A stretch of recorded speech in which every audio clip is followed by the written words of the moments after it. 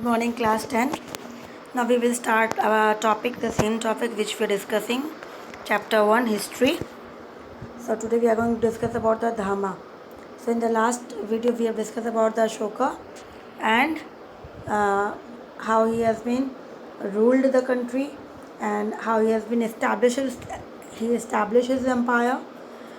So now he will and we have discussed about that in his last battle, which has been fought with Kalinga.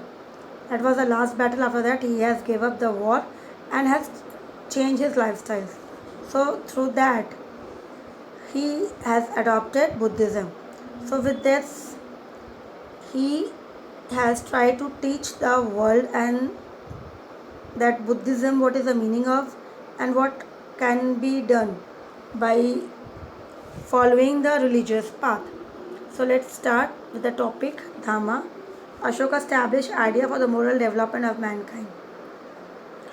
So what he has done, a moral idea that man can live easily, happily.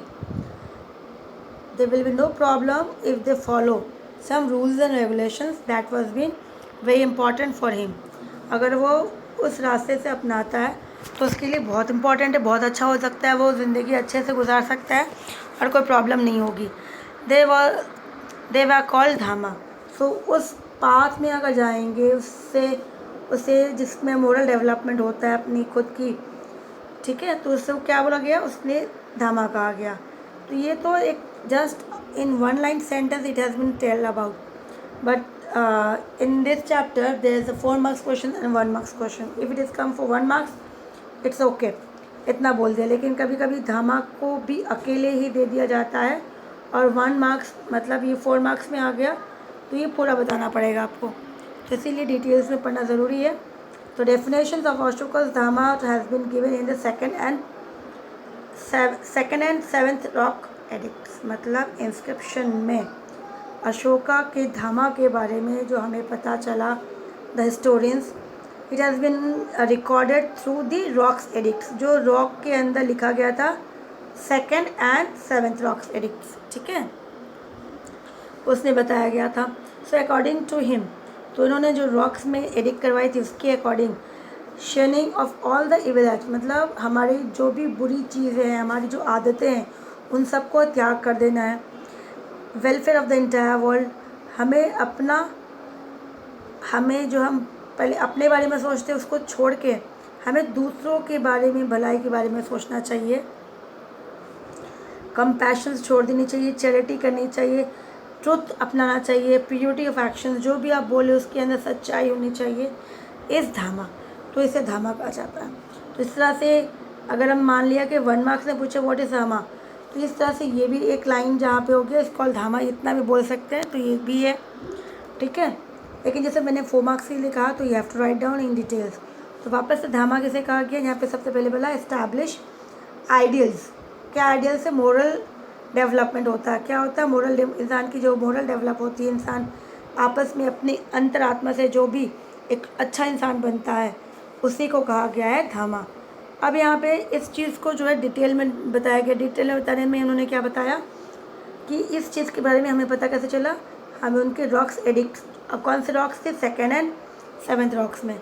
फिर इसके according उन्होंने क्या बताया कि shunning of all the evils actions, जो भी हमारी बुरी आदतें हैं उसको सबको हमें क्या करना पड़ेगा, त्याग करनी पड़ेगी. हमें पूरी इंटायर वर्ल्ड के बारे में सोचना है, उनकी भलाई के बारे में सोचना है. कंपैशन, जो भी हमारी, उसे त्याग करनी है, मतलब लालच जो है सबके, चैरिटी करनी है, मतलब दान पुण्य करना चाहिए, सच्चाई, ट्रुथ, सच्चाई के साथ में रहना है, और सच जो है प्योरिटी ऑफ एक्शंस, उसमें शुद्धता होनी चाहिए, और उसी चीज़ों को धामा के नाम से कहा गया है. अब इसके थ्रू और क्या करना चाहिए, कैसे हम धामा को फॉलो कर सकते हैं, तो यहाँ पे क्या बोला, the essential conditions of following धामा. तो जो धामा को अपनाते हैं तो उन्हें क्या करना चाहिए, किस तरह से काम करना चाहिए. सो सेंट्री नेचर, मतलब जो साधु संत होते हैं उन्हें मोह माया नहीं रहता है, तो इसी तरह से सेंट्री नेचर मतलब साधु संत जो होते हैं उसकी तरह से हमें अपने नेचर्स होनी चाहिए, अपनाना चाहिए. Performing work of public welfare, हमें पब्लिक के बारे में, अपने जनता के बारे में, अपने आसपास के बारे में सोचना चाहिए, उनकी भलाई के लिए सोचना चाहिए, ये बताया गया। Being free from all evils, हमें अपनी आदतें छोड़नी, बुरी आदतें को छोड़नी चाहिए। गुड बिहेवियर, अच्छा व्यवहार करना चाहिए दूसरों के प्रति। कंपैशंस, जो भी करे उसको ध्यान से अच्छे से, और जो भी लालच है उसको त्याग करे। चैरिटी, दान पुण्य करना चाहिए। ग्रैटिट्यूड्स, ताकि हमारे अंदर घमंड ना हो उस तरह से। Not killing any living beings, किसी चीज़ों को, छोटी सी छोटी जीव जिसके अंदर जान है, उन सभी को हमें मारना नहीं, भले वो चींटी क्यों ना हो। तो इस तरह से उन्होंने कहा है। फिर ओबेइंग वन पेरेंट्स, अपने पेरेंट्स की आदर करनी है, उनकी बात माननी है, बड़ों की बात माननी है। रिस्पेक्ट करना अपने गुरु की, जो हमारा गुरु है उसकी बहुत ज़्यादा रिस्पेक्ट करना चाहिए। Being charitable toward the ones friends, अगर कोई बहुत ज़रूरतमंद है तो अपने उनको फ्रेंड में जो उसको चैरिटी करें, दान करें। अक्वाइंटेंसेस, रिलेटिव, अपने पास जो भी है, जो आपके पास है वो अपने पास ही नहीं रखना है, उसे दूसरों को बांटना है, रिलेटिव्स को देना है, फ्रेंड्स को देना है। इस तरह से उन्होंने कहा। मतलब आपके पास अगर पैसे हैं बहुत कुछ, तो आप जिसके पास नहीं है उनको दो। ब्राह्मण्स एंड द नीडी, तो किसे किसे देने के लिए कहा गया? रिलेटिव्स है, फ्रेंड्स है, ब्राह्मण्स है, और जो ज़रूरतमंद है उनको। तो इससे देखा जाए ये क्या है हमारा, ये हमारा धामा है। तो इसी तरीके से हम धामा को फॉलो कर सकते हैं। So how we are going to follow dhamma? तो यहाँ से देखो एसेंशियल कंडीशंस और एसेंशियल थिंग्स क्या क्या था। First of all saint natures, साधु संत जैसा नेचर होना चाहिए हमारा। हमें वर्क परफॉर्म करना है तो किस तरह से वेलफेयर होना चाहिए, दूसरों की भलाई के लिए सोचना चाहिए। फिर हमें अपनी बुरी आदतें के त्याग करना चाहिए। नेचर अच्छा होना चाहिए हमारा। कंपैशंस जो भी है उसको, मन में लालच, जो भी चीज़ें हैं उसको त्याग करें। चैरिटी, दान पुण्य करें। ग्रैटिट्यूड, अपनी जो भी चीज़ें उसको जैसे घमंड होती है उसको त्याग करें। जानवरों को, कीड़े मकोड़े, किसी को भी जिसके अंदर जीव है, जिसके अंदर प्राण है, उसे हमें नहीं मारना है। ओबेइंग, अपने पेरेंट्स को ओबे करें, एल्डर्स को रिस्पेक्ट करें, गुरु की आदर करें, गुरु की बात माने, और चैरिटी करें। किसे करें? जिस फ्रेंड हो हमारे पास, जिसके पास कुछ नहीं है उनको दो, जिसके पास बहुत ज़्यादा वो किसी और रिलेटिव्स को दो, ब्राह्मण्स को दो, जो ज़रूरतमंद है उनको दो। तो इसी तरह से इन्होंने कहा। So according to the third rocks, फिर उन्होंने थर्ड रॉक्स में, तो ये चीज़ें किस में लिखी थी? सेकंड और सेवन्थ रॉक्स में। फिर उनकी सेकंड रॉक्स में क्या लिखा गया था? सॉरी, थर्ड रॉक्स में क्या बताया? There is also a provision of modernity, collecting and moderately spending money, कि मॉडरेटली, कि जिस तरह से आप पैसे कलेक्ट, मॉडरेटली मतलब होता है कि ना ज़्यादा ना कम, इतना ही पैसा आपके पास होना चाहिए जो आप यूज़ कर सको, और उतना ही यूज़ करना चाहिए। मतलब जितना कमा रहे हो उसी हिसाब से आप खर्च करेंगे। ज़्यादा कमाओगे तो ज़्यादा लालच आ जाएगा। तो इसी तरह से ज़रूरत के according moderate collecting and moderate spending money. So according to Bhabru rock edicts जो था, उसके अकॉर्डिंग बताया गया, Ashoka express his believe in the Buddha त्रिरत्नस। तो यहाँ पे उन्होंने जो है अपनी जो इच्छा जाहिर की, उन्होंने बिलीव किया कि मुझे इस पर बहुत ज़्यादा भरोसा है, मैं बहुत ज़्यादा इसको मानता हूँ। वो क्या था? बुद्धा त्रिरत्न। तो त्रिरत्न क्या है? जैसे बुद्धा, फिर धामा और संघा। तो ये 3 रत्न हैं जिससे इंसान अगर अपने गुरु, उन्होंने अपनाया बुद्ध धर्म, ठीक है ना, धर्म किस तरह से हमें उसको फॉलो करना है। संघ, आप किसके साथ, कौन से लोग हैं आपके साथ फॉलो कर रहे हैं। तो इसी तरह से ये चीज़ों को उन्होंने क्या नाम दिया? त्रिरत्न। ठीक है, तो इसी तरह से हम आगे बढ़ते हैं। अब यहाँ पे देखते हैं क्या बोला गया। In the minor rocks addicts, जो छोटी मोटी रॉक्स थी जिसके अंदर भी लिखा गया था, जैसे रांची प्रेजेंट डिस्ट्रिक्ट मध्य प्रदेश, जो प्रेजेंट पे हैं, प्रेजेंट डिस्ट्रिक्ट मध्य प्रदेश में ये सांची, तो एंड सरनाथ, ये वाराणसी उत्तर प्रदेश में है। Ashoka order the mahamatras of Kaushambi and Pataliputra. तो इसी तरह से महामात्रा जो उनके हेड होते हैं एडमिनिस्ट्रेटिव, जो देखभाल करते हैं, ठीक है, उनको उन्होंने क्या ऑर्डर किया? भी एंड पाटलिपुत्रा को, ताकि to boycott such bhikshuk and bhikshuni who try to disunite the councils, जो ऐसे लोग हैं जो बहकाते हैं, जो तोड़ने की कोशिश करते हैं अपनी यूनिटी को, है ना, डिसयूनिटी करते हैं, उन लोगों को हमें क्या करना चाहिए, बायकॉट करना चाहिए। उन लोगों से हमें दूर रहना चाहिए, उनसे जितना हो सके हमें दूर रहना चाहिए। तो इसी तरह से उन्होंने उसकी इस चीज़ों को माइनर रॉक्स में बताया गया। और ये हमें कहाँ मिला, सांची में मिला। सांची प्रेजेंटली मध्य प्रदेश और सरनाथ वाराणसी यूपी में। फिर इसी की तरह ये फर्स्ट एडिट जो था, पहला एडिट जो किया गया था, it was order that no animal should be killed for any yajna. तो यज्ञ होती है, यज्ञ यहूती देते हैं, तो इस तरह से इन्होंने भी मना कर दिया कि जो भी यज्ञ करेंगे तो उसमें जो है एनिमल्स की जो है एनिमल्स किलिंग नहीं होगी, टोटली मना कर दिया गया। तो इसी तरह से अशोका ने धामा को लेके पूरा का पूरा उसमें उसको बता दिया गया किस तरह से फॉलो करना है और क्या क्या चीज़ें करनी चाहिए, तभी जाके वो इंसान धामा को यूज़ कर सकता है अपने जीवन में, और तभी वो आइडियल हो सकता है और उसकी मोरल डेवलप्ड हो सकती है। अब हम आते हैं धामा यात्रा। एक बार यहाँ पे देखना बेटा, धामा जो है ना, इसको धामा के साथ साथ धर्म भी बोला जाता है, धामा। तो जो भी क्वेश्चंस होता है इसमें मीनिंग वही है, क्लियर। अब धामा यात्रा मतलब धर्म यात्रा। तो यहाँ पे हम देखते हैं धामा यात्रा में क्या किया, रिलीजियस ट्रैवल। तो जो लोग एक जगह से दूसरी जगह जाते, जैसे था अशोका, बिफोर अशोकास रीजन्स, जब अशोका नहीं थे तो उससे पहले कौन था, उसके पिता थे बिंदुसार, बिंदुसार से उसके पिता थे चंद्रगुप्त। तो कौन, जो भी यहाँ पे जो थे किंग्स थे, वो क्या करते थे, परफॉर्म विहारा यात्रा, मतलब विहारा मतलब फॉरेस्ट ट्रैवल्स, वो जंगलों में घूमते थे। दे यूज टू किल एनिमल्स, और वो क्या करते थे, जानवरों को मारते थे। इंटरटेनमेंट मतलब इनके लिए वो उनका जैसे हॉबीज़ है, इंटरटेनमेंट, अपने आप को थोड़ा सा इंटरटेन करना। जिस तरह से आप लोग टीवी देखते हो, म्यूज़िक सुनते हो, उस तरह से उनका ये मान लो इंटरटेनमेंट था ये।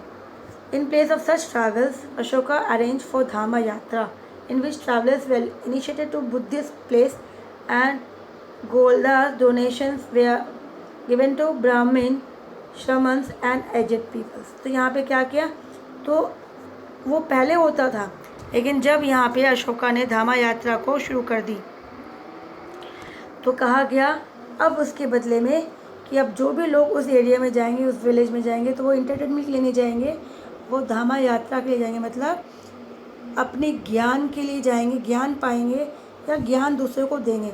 तो इनिशिएट किया गया उस चीज़ों को। अब ये फिर क्या करेंगे, वो लोग गोल्ड डोनेट्स करेंगे, गोल्ड एज डोनेशंस। यहाँ भी गोल्ड एज साथ में आ गया, गोल्ड होगा यहाँ, गोल्ड एज डोनेशंस। तो वो जो भी है, वो लोग के पास जिसके पास पैसे बहुत ज़्यादा है, वो इंटरटेन करना, तो वो ना करके वो क्या करें, बुद्धिस्ट प्लेसेस में जाके गोल्ड डोनेट करें। किसे देंगे, ब्राह्मण्स को देंगे, श्रमणास को देंगे, और जो बहुत बूढ़े लोग हैं, जो गरीब है, उनको ये देंगे। तो इसी तरह से ये उन्होंने शुरुआत की। फिर नेक्स्ट आता है हमारा यहाँ पे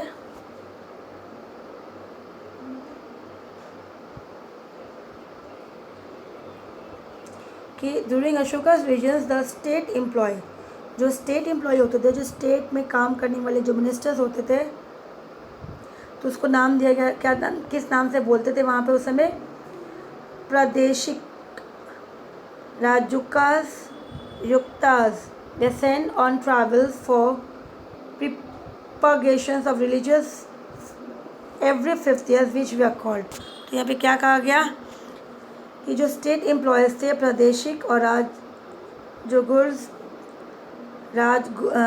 राजजुकर्स एंड युक्तास जो थे, वो ट्रैवलिंग करते जाने, उनको किस लिए ट्रैवलिंग करना था, वो रिलीजियस मैटर के लिए ट्रैवलिंग करते थे। उनको धार्मिक के हिसाब से 5 साल हो गया, अब थोड़ा सा तीर्थ यात्रा कर ले, इस तरह से वो धर्म के लिए, और वो अपनी टाइम पीरियड, मतलब उनको, अगर वो मिनिस्टर्स हैं तो मिनिस्टर क्या करेंगे, जब उनका 5 years हो गया तो उस 5 years के बाद वो क्या करेंगे, दे आर एलिजिबल।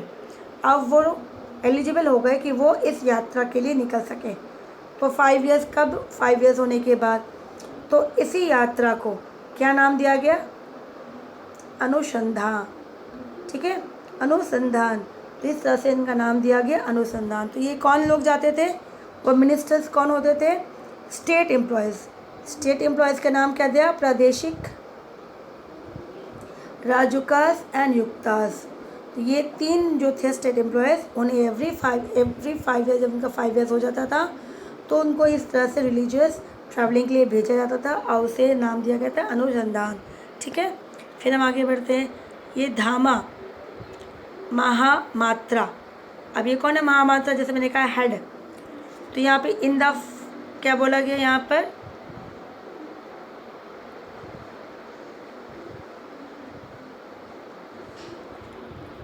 कि in the 14 years of his coronation, Ashoka के जब 14 ईयर्स हो गए थे राजा बने हुए, तो अशोका ने धामा महामात्रास को अपॉइंट किया। ठीक है, महामात्रा मतलब उसके head, whose major responsibility was to propagate religious among the mass। उसका मेन मकसद था, महामात्रा मतलब हेड ऑफ द इंचार्ज, जो सबसे बड़ा। अब वो किस चीज़ का इंचार्ज हो, रिलीजियस मैटर को लेके, रिलीजियस के ऊपर जो भी डिसीजन होगा वो कौन लेगा, महामात्रास। ठीक है, अमंग द मास के लोग क्या चाहते हैं, किस तरह से उसको क्या चाहिए, उनके प्रॉब्लम्स क्या है, उसको हम अच्छा कैसे कर सकते हैं, किस तरह से दान पुण्य कर सकते हैं। तो रिलीजिंग प्रिजनर्स, हमें जो जेल में हैं, जिनको बंदी बनाया उनको वापस छोड़ दें, और जैसे उन्हें गलत किया उसको किस तरह से। तो ये सारा काम था, ये कौन करते, ये महामात्रास करते। तो उसी तरह से ये काम था महामात्रास का। ठीक है, फिर आता है रॉक एडिक्ट्स में क्या बताया गया यहाँ पर, कि Ashoka was the first Indian rulers to address his subject through edicts. तो यहाँ पे कहा गया अशोका एक पहला ऐसा रूलर था जिसने अपने सब्जेक्ट में, यहाँ पे सिटीजन्स, अपने प्रजा को, उन्होंने सिटीजन्स, यहाँ लिख दो सिटीजन्स, समझ में आएगा, प्रजा।